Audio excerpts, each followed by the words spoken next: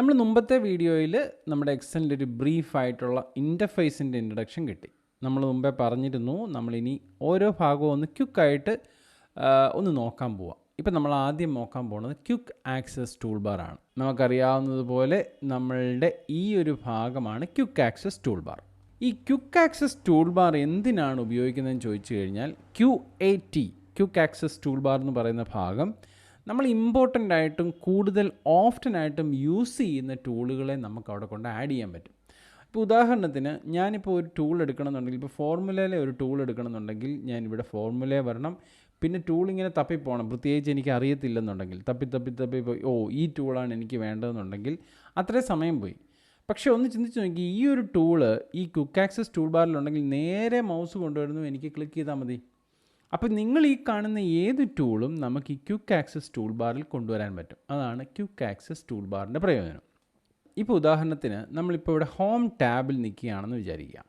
Home ടാബിലെ sorting എന്ന് പറയുന്ന ഈ ഒരു ഫംഗ്ഷൻ കൂടുതലും നമ്മൾ എപ്പോഴും ഉപയോഗിക്കുന്ന 1 2 3 4 എന്നുള്ളത് സോർട്ട് ചെയ്യാനും ആൽഫബറ്റ്സിലുള്ളത് സോർട്ട് ചെയ്യാനും ഒക്കെയാണ് ഈ ഒരു ടൂൾ ഉപയോഗിക്കുന്നത്. ഇതിപ്പോൾ എനിക്ക് ക്വിക്ക് ആക്സസ് ടൂൾ ബാറിലേക്ക് കൊണ്ടുവരണമെങ്കിൽ നേരെ റൈറ്റ് ക്ലിക്ക് ചെയ്യുക. റൈറ്റ് ക്ലിക്ക് ചെയ്ത് കഴിഞ്ഞാൽ ഇത് കണ്ടോ, add to quick access tool bar ഉണ്ട്.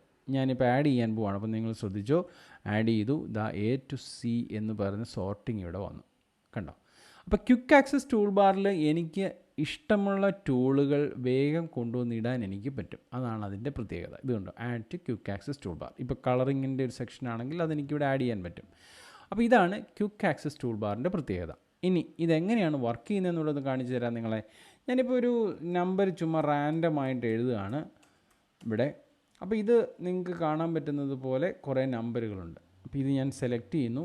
ഞാനിപ്പോൾ ആഡ് ചെയ്ത ക്വിക്ക് ആക്സസ് ടൂൾ ബാർ വെച്ചിട്ട് ഇതിനൊന്ന് സോർട്ട് ചെയ്യാൻ വേണ്ടി ഇവിടെ ഒന്ന് ക്ലിക്ക് ചെയ്ത് കഴിഞ്ഞാൽ സോർട്ട് ചെയ്യേണ്ടതെന്ന് ചോദിക്കുന്നു. ഞാൻ സോർട്ട് ചെയ്യാൻ കൊടുക്കുകയാണ്.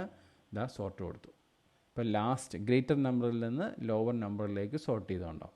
അപ്പോൾ ഇവിടെയുള്ള ഏത് ടൂളും നിങ്ങൾക്ക് അങ്ങനെ ഈസി ആയിട്ട് ആഡ് ചെയ്യാൻ പറ്റും. ഇനി ഒരു ഉദാഹരണം കൂടെ കാണിക്കാം. നിങ്ങൾക്ക് പ്രിൻറ്റ് എന്ന് പറയുന്ന ഫംഗ്ഷൻ, നിങ്ങൾ എപ്പോഴും ഒരു ഡേറ്റ പ്രിൻറ്റ് ചെയ്യുന്ന ഒരാളാണെന്ന് വിചാരിക്കുക. നിങ്ങൾക്ക് ഒന്നെങ്കിൽ Ctrl+P കൊടുക്കാം, അത് നേരെ പ്രിൻറ്റിലേക്ക് പോകും. ഈ ഒരു ഫംഗ്ഷൻ നിങ്ങൾക്ക് ക്വിക്ക് ആക്സസ് ടൂൾ ബാറിലേക്ക് കൊണ്ടുവരണമെന്നുണ്ടെങ്കിൽ ഇവിടെ നിങ്ങൾ ക്ലിക്ക് ചെയ്ത് കഴിഞ്ഞാൽ ഇവിടെ ഒരു മെനു ഉണ്ട്. ഇവിടെ ഈ മെനുവിൽ നിങ്ങൾക്ക് ഇഷ്ടമുള്ള ടൂൾ നിങ്ങൾക്ക് ആഡ് ചെയ്യാൻ പറ്റും. ഇപ്പം നമുക്ക് എന്താ ആഡ് ചെയ്യേണ്ടത്? നമ്മളിപ്പോൾ പറഞ്ഞതുപോലെ പ്രിൻറ്റ് എന്ന് പറയുന്ന ഫംഗ്ഷൻ ആഡ് ചെയ്യണം. ഇപ്പോൾ ഓൾറെഡി ഇവിടെ പ്രിൻ്റ് ഉണ്ട്, ഇവിടെ ഒരു ക്വിക്ക് പ്രിൻ്റ് ഉണ്ട്. ഈ ക്വിക്ക് പ്രിൻ്റ് ആഡ് ചെയ്തപ്പോൾ ഇത് കണ്ടോ, ഇവിടെ പ്രിൻ്ററിൻ്റെ ഒരു ഐക്കോൺ വന്നു.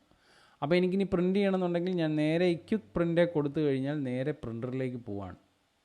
ഇപ്പോൾ ഇതിൽ പ്രിൻ്റർ കണക്ട് ചെയ്തിട്ടില്ലാത്തത് കൊണ്ടാണ് പ്രിൻ്റ് എറർ വരുന്നത്, അല്ലെങ്കിൽ പ്രിൻറ്റിൻ്റെ പ്രോപ്പർട്ടീസ് കാണിക്കാത്തത്.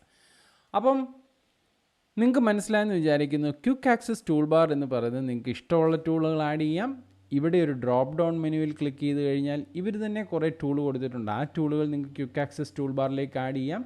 പിന്നെ താഴോട്ട് നിങ്ങൾ നോക്കിക്കഴിഞ്ഞ് കഴിഞ്ഞാൽ അതിനെ കസ്റ്റമൈസ് ചെയ്യാനുള്ള ഫങ്ഷൻസും ഉണ്ട്. ഇനി മറ്റൊരു സംഗതി നിങ്ങൾ നോക്കിയേ, ഈ ഒരു ബട്ടൺ ക്ലിക്ക് ചെയ്ത് കഴിഞ്ഞാൽ ഇത് റിബണിന് താഴേക്ക് ക്വിക്ക് ആക്സസ് ടൂൾ ബാർ പോകും. നമുക്കൊന്ന് ക്ലിക്ക് ചെയ്ത് നോക്കാം. ഇതാ ഇപ്പോൾ ഇവിടെ വന്നു ക്വിക്ക് ആക്സസ് ടൂൾ ബാർ.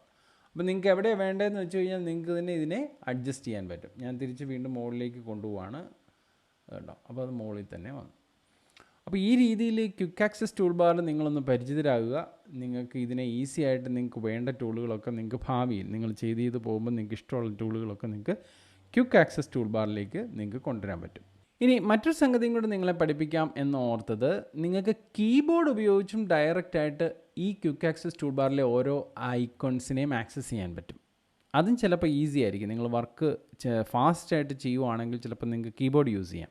അപ്പോൾ അത് ഏതൊക്കെയാണെന്നറിയാം. നിങ്ങൾ ജസ്റ്റ് നിങ്ങളുടെ കീബോർഡിലെ ഓൾട്ട് കീ പ്രസ് ചെയ്ത് കഴിഞ്ഞാൽ അസൈൻ ആയേക്കുന്ന കീബോർഡ് ഷോർട്ട് കട്ട് ഏതാണെന്ന് ഇവിടെ കാണിച്ചിട്ടുണ്ട്. Alt+8 ആണ് ഇവിടെ കൊടുത്തേക്കുന്നത്. അപ്പോൾ Alt+8 കൊടുത്തു കഴിഞ്ഞാൽ ക്വിക്ക് പ്രിൻറ്റിലേക്ക് പോകും. നമുക്കൊന്ന് നോക്കിയാലോ. Alt+8 എടുത്തു കഴിഞ്ഞാൽ നേരെ ഇത് പ്രിൻറ്റിങ്ങിലേക്ക് പോകണം കേട്ടോ. അപ്പോൾ നിങ്ങൾക്ക് ക്വിക്ക് ആക്സസ് ടൂൾ ബാർ നിങ്ങൾക്ക് കീബോർഡ് ഷോർട്ട് കട്ട് ഉപയോഗിച്ചും ആക്സസ് ചെയ്യാൻ പറ്റും. അത് നിങ്ങൾ പഠിക്കുന്നത് നല്ലതാണ്. കാരണം നിങ്ങളുടെ പെർഫോമൻസ്, വർക്കിൻ്റെ എഫിഷ്യൻസി, നിങ്ങൾ വർക്കിൻ്റെ സ്പീഡൊക്കെ കൂട്ടണം എന്നുണ്ടെങ്കിൽ മൗസ് ഉപയോഗിക്കുന്നതിനേക്കാളും ഡെഫിനറ്റ്ലി നല്ലത് കീബോർഡ് ഉപയോഗിക്കുന്നതാണ്. അപ്പോൾ ഈ ഒരു അപ്രോച്ചും നിങ്ങളൊന്ന് മനസ്സിലാക്കിയിരിക്കുന്നത് നല്ലതാണ്. അപ്പോൾ ഇത്രയൊക്കെയാണ് ക്വിക്ക് ആക്സസ് ടൂൾ ബാറിനെ കുറിച്ച് പറയാമെന്നോർത്ത് നിങ്ങളും ഇതിനെ എക്സ്പ്ലോർ ചെയ്യുക. കൂടുതൽ കാര്യങ്ങൾ നിങ്ങൾക്ക് ഇവിടെ നിന്ന് ഇനി പഠിക്കാൻ പറ്റും.